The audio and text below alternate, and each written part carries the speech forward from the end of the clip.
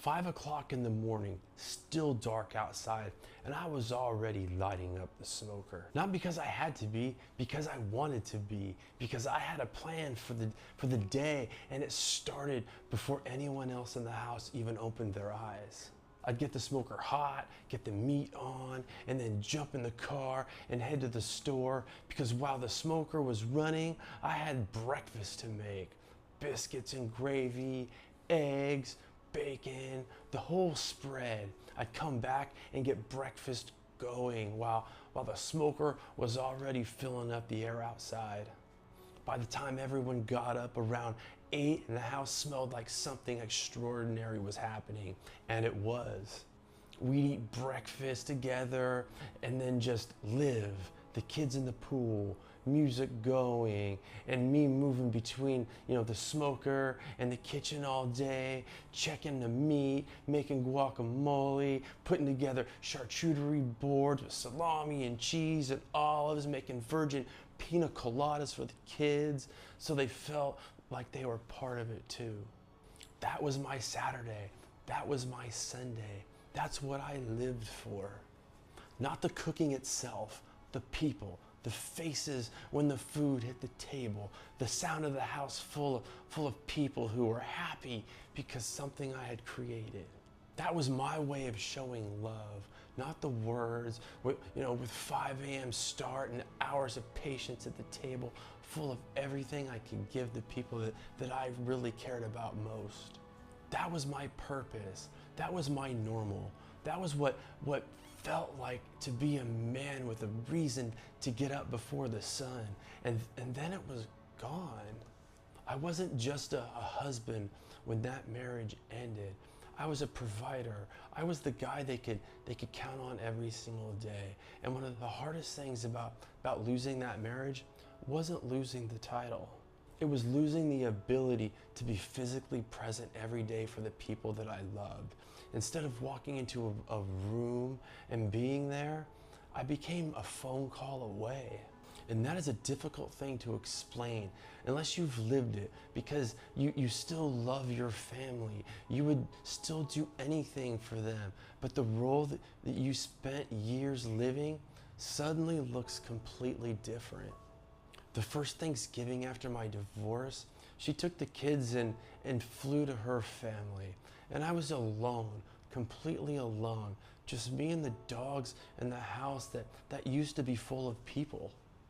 And I did something I still think about to this day. I cooked a full Thanksgiving meal by myself, for myself. Turkey, everything, all the sides, the whole spread. The same meal I would have made for my family every single year. And I sat down and I ate it alone with my dogs beside me. I even made them a plate. And I remember sitting there at the table thinking, this is going to be my life now. Cooking for myself, eating alone, nobody to see it, nobody to enjoy it, nobody's face that lights up when the food hits the table. Because that was always the point, not the food, the people. And sitting there on Thanksgiving with 2 dogs and a full spread and no one else in the house, I understood what I had lost in a way I had never until that exact moment. It wasn't just a marriage. It was the table. It was the people around it. It was the reason to get up at 5 in the morning. Christmas that year was just as hard. 3 days before Christmas, my ex-wife, and I had the worst fight of our entire marriage. And I had broken my foot, so I sat there in pain with my foot elevated, staring at the ceiling, wondering how my life had gotten to this point. I did spend Christmas with some family, but it wasn't my family. It was people I don't really want to be around. And I sat there in the middle of it, feeling more alone than I would have if I was just by myself.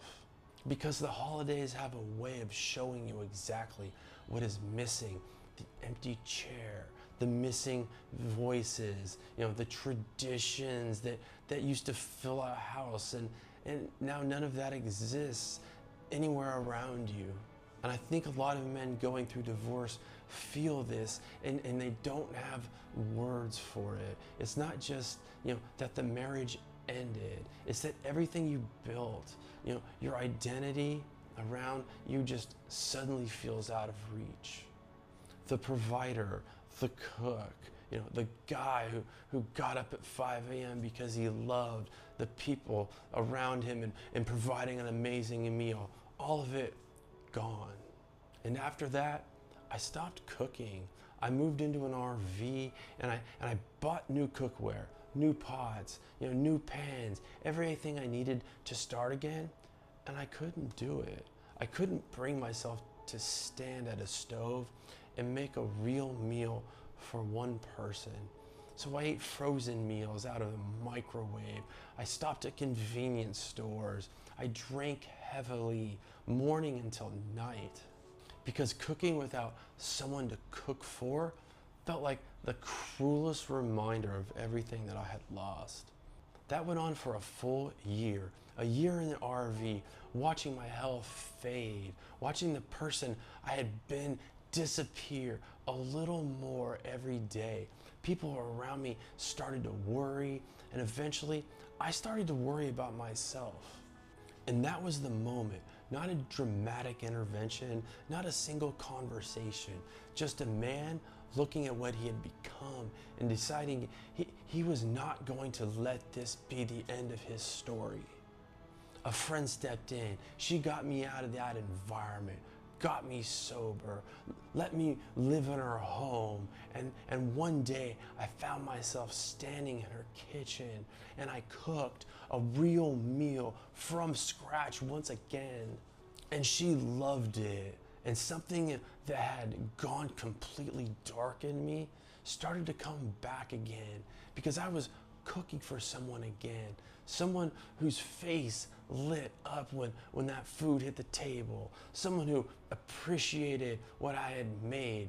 And in that moment, standing at the stove for the first time in over a year, I felt something I hadn't felt since those Saturday mornings with the smoker running and for the whole day. Purpose. That is what divorce took from me. Not just a marriage, not just a house, the daily acts of love that made me feel like a man with a reason. The 5 a.m. starts, the biscuits, the gravy, the virgin pina coladas for the kids, the faces around the table I had set. And that is what I had to find my way back to. The circumstances changed, the structure changed, the traditions changed. But the thing that made me who I am, the need to take care of people, to create something, to watch someone light up because of what I made, that didn't die within the marriage. It was just waiting for somewhere to go, waiting for someone to do it. And in that moment, I found that again. That was the moment I started coming back. If this resonated with you, I'm telling my divorce stories and my experiences in order to help others go through theirs. Subscribe to the channel because there is so much more to this story to tell.